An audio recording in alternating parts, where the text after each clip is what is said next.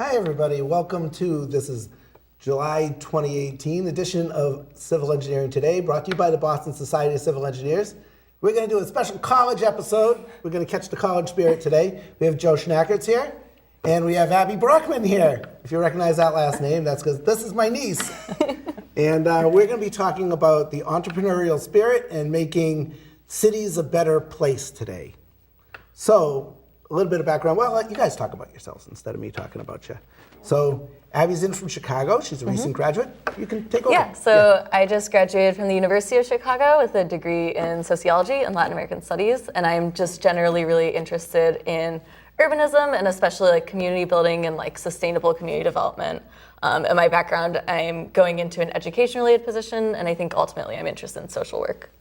Excellent. And you're going to be taking an exciting year for the next year. What are you doing for the next year? Yeah, so I'm going to Portland, Oregon, and I'm going to be working in a public middle school, but for a nonprofit that works with Spanish-speaking immigrant families.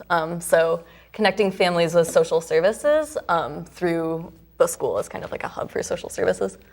And Joe, so you're still undergraduate right now? Yeah, I'm a student at Wentworth Institute of Technology right now. I'm studying business management with a minor in entrepreneurship. So I'm really into new business development and innovation throughout the country and the world. So let's hear about the entrepreneurship program. Yeah, so Wentworth offers a really nice entrepreneurial program for their students to experience. It's called Accelerate, which is their innovation entrepreneurship center on campus. So what they really focus on is student development, right? Building the person. So they really focus on experiential learning, getting that hands-on experience as part of your college curriculum. Great. So I got to know Joe at an event that was just a few weeks ago.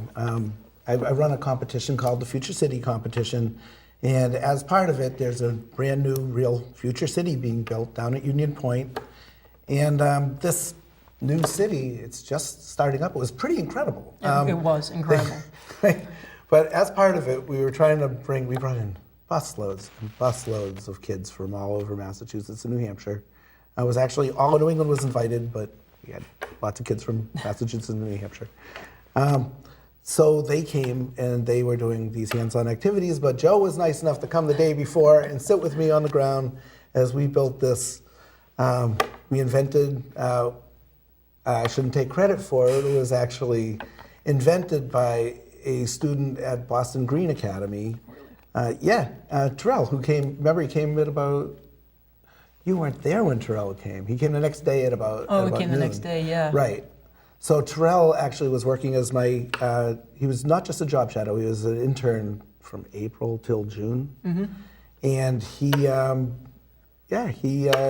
worked it all out on the board, figured out what the lengths of everything needed to be. We were playing around with materials and trying to figure out what the right things.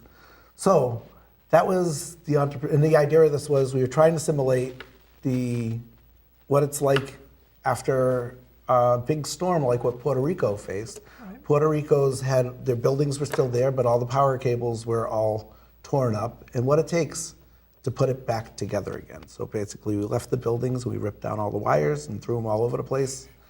And they had to figure it out, but everything had splits in it. They were all different lengths, and it wouldn't reach the buildings until you figured the right combination. Very different than real life, but still a challenge. It was quite a challenge, kids. Absolutely.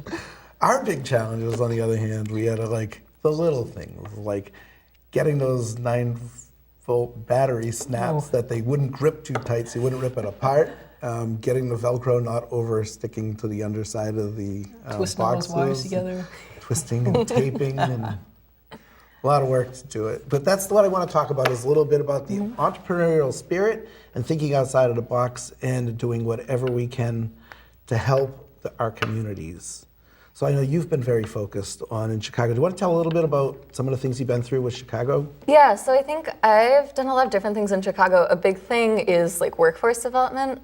So I live on the south side, and there just is a huge shortage of jobs on the south side. And also like public transportation takes a long time to get up to where the jobs are. So workforce development is like a big issue, especially like finding something where people can be doing a job that they actually want to be doing, right. And that like is kind of holistically helping them, because it's not just about finding an income, it's about kind of finding a lifestyle that's sustainable for people. And there are a lot of cool kind of experimental things I see going on kind of on the entrepreneurial side. Like there's something actually under one of the public transportation L tracks that's called Boxville. And what they do is they take every Wednesday they take like cargo boxes, like shipping right, containers. That's the same thing that they were doing out in Union Point. Union Yeah. Point. The entire mall was in. Like, Oh, they did really? A mall out of That's shipping containers amazing. out there. It Yeah. was really cool. Really Yeah, cool. and they use it as a way for like local businesses can kind of like incubate there for very little money. And so they have like a community garden across the street that like teenagers work in, and then they can like they sell things from that. And then they've got like a bike repair shop that has like a bigger shop elsewhere, but they come into the box, and so like kids in the neighborhood can like actually get their bikes repaired there. But I think it's really cool because it serves at the same time as like a like small business incubator, but also like a community space and like a point of contact like in people's neighborhoods. It's like a really positive space. I like that with the bikes. That's Yeah. actually, I mean, your cousin Quinn Yeah. is doing that in New York City. So this is happening he lives in Queens, does this in Brooklyn, a similar yeah. thing. And also educationally, he runs his classes in school, sort of Yeah. based on that. I Yeah. love that this is a common theme. And the Accelerate program also has been doing a lot of their stuff has been doing is towards the educational side also. Yeah, absolutely. Yeah, some of the things we just did, our big event we just completed was the Future of Our Cities think tank, where the main focus was to cross academia and industry. So we brought 50 plus people into a room together to talk about what kind of social issues our cities are going to face in the future. So we covered things like our aging population, making things more accessible, even down to the smallest things like, how do you time a crosswalk light to give people enough time? If someone that can walk at a certain speed, well, what if someone has a cane or something like that? So considering all those aspects. So I was there, and it was quite a time to sit down with these industry leaders in the Boston area on this equal playing field to discuss what kind of things are going to impact our future cities. Right. And it's funny, I work on the younger level in grades 6, 7, and 8. Our theme this year our theme is, how a city will pull itself together after, the resiliency after a natural disaster, especially in getting the power grid up and running, like what we just went through in Puerto Rico. But last year the theme was pick one issue that the aging population faces, and then design 2 aspects of your city to help alleviate that particular problem that you've chose. And we were seeing great things like people, like the kids, the middle school kids, and they were investigating materials that you could make sidewalks out of that if you fell over on it, like it would be solid while you walk on it, but if you fell, the material would give, that you wouldn't get as hurt. It would be absorbing your fall. Wow. And then a lot of people, it was just really nice seeing just middle school students so concentrated on important issues and just realizing just dementia issues, and that people can get very, very lost, and just having lots of signage in the correct places to bring back orientation, ways of reworking schools and aging communities together, that people aren't lonely, that people can be checked on. So I love that. This is what we need, and this is what colleges bring. I want to talk, both of your schools are in very urban environments. Wentworth is right down the street from the studio, and University of Chicago is right in the heart of Chicago. So I just like that you both get involved in your communities and see beyond. So what kind of things do you think that in colleges that you'd like to see? Colleges get more involved in the communities, or things that you've seen colleges doing that you would like to see more, that even we could bring here to Boston.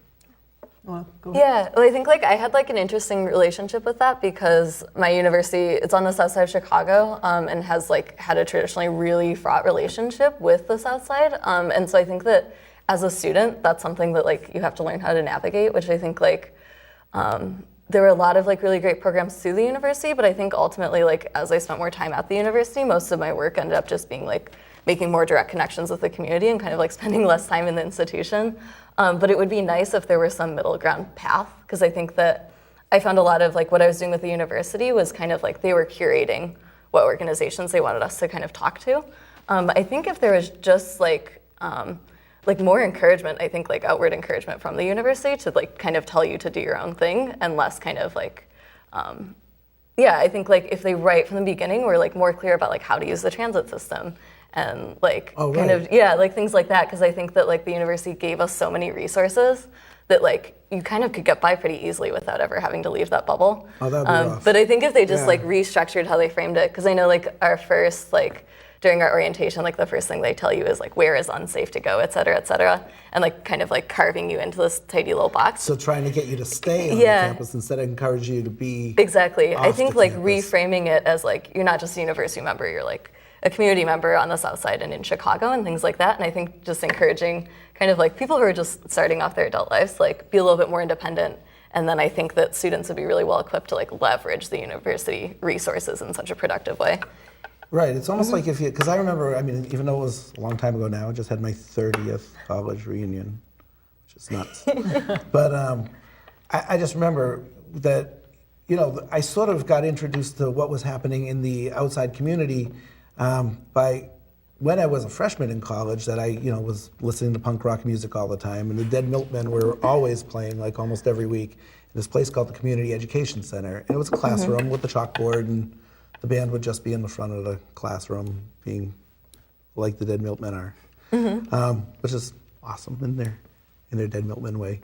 But there was other bands too and stuff. But the price to get in, it was, you know, $3 and a can of food to get in. Oh, wow. So that was the beginnings of it. But one of my college housemates, she, well, at that point we were just living in the dorms. We were housemates later. She found that there was a homeless shelter at the church diagonally across the street from where we were living. And, you know, we might never have known. It wasn't part of the campus. It was a church that's just off the campus, actually on Drexel's campus, which they blur into each other. Right. And it was single moms, and there was tons of kids living there. And that was kind of the birth of the whole outreach for me up here, was that I really caught the spirit when I was in college of working with the kids that were in the shelter. The stories were, you know, people talk about homeless. They're not, I mean, the stories are way bigger than that. A lot of them, you know, their dads were looking for a job somewhere. Their moms just had some kind of work and couldn't really afford a place, or things just kind of fell apart. You really start getting a different perspective on everything when you start hanging around with families that are going through it. It's not what you think it is. People say homeless people. They're not homeless people, they're people. They just happen to be in some kind of a situation. And I love that you guys get out into the community, but you're right. Schools, does Wentworth make any, I'm sure they do, is there efforts to really be part of Boston? Yeah, absolutely. So a lot of what Wentworth and Accelerate encourage is this empathizer category. So the idea of, you know, being more than just a student, being a member of the community. I really like that, because a lot of what we preach at Wentworth is you can never really understand an issue, any sort of problem, especially a social issue, unless you start empathizing and you start understanding from different perspectives. Like you said, you know, you could say homeless person, but you know, it's a person. We need to understand them as people. We need to see our similarities as opposed to differences, really empathize and understand before we can do anything about it. Right, it's one of those things. I like what they call it over at MIT. They've got a program also where they call it appropriate design. Basically, the students pack up with their professor, and they'll try to solve problems in a different community somewhere else in the world.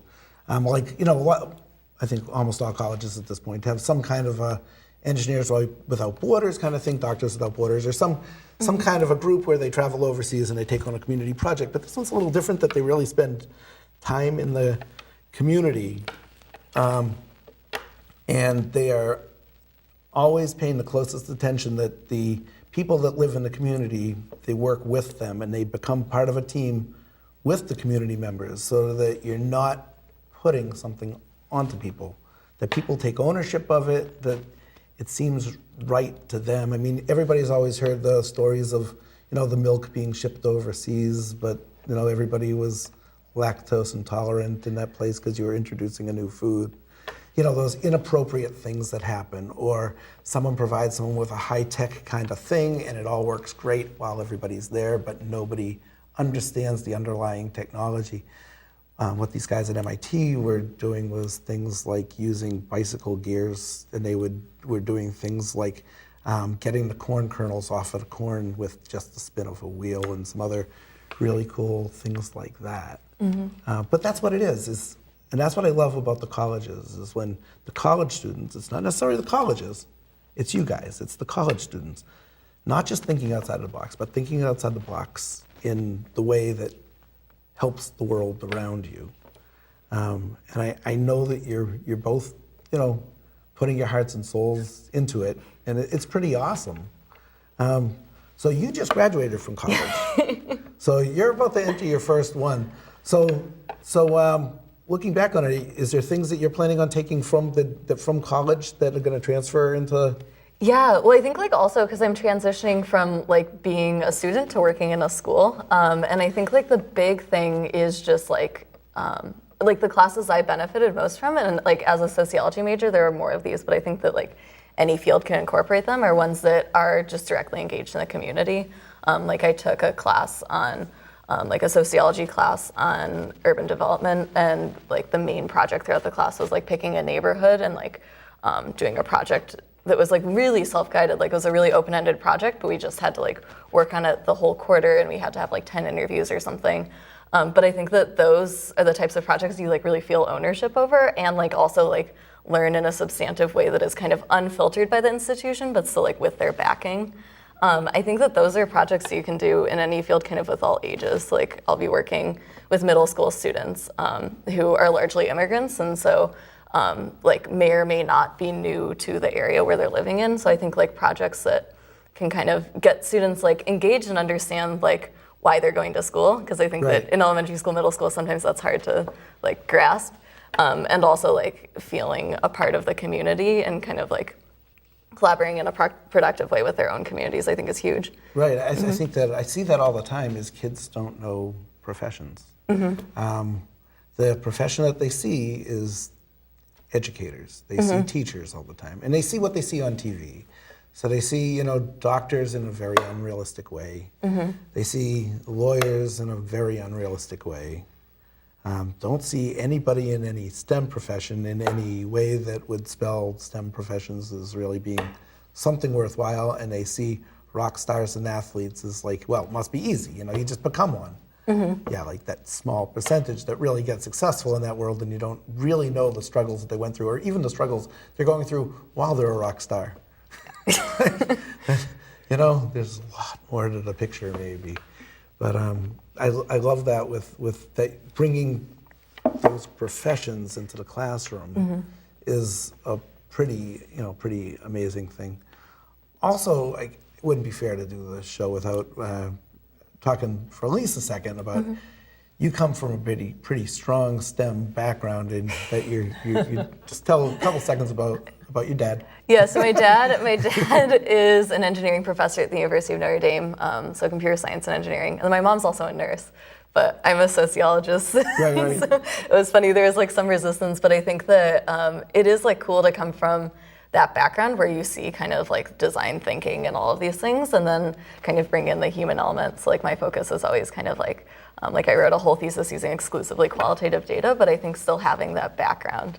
I don't know, I think it's just really exciting to see how both kind of need each other, and even within our family, that's kind of how things work. My dad asks me now about his community engaged projects, because I love his community engaged projects. Yeah, he does really cool things. So, especially so. I mean, even though it's the computer science and electrical and computer engineering part of it, he's the music side of him, and he's always incorporating everything he does. It seems to always tie back into music, which is pretty amazing. Tell him. I mean, that'd be great to have him out here. We should have him out here.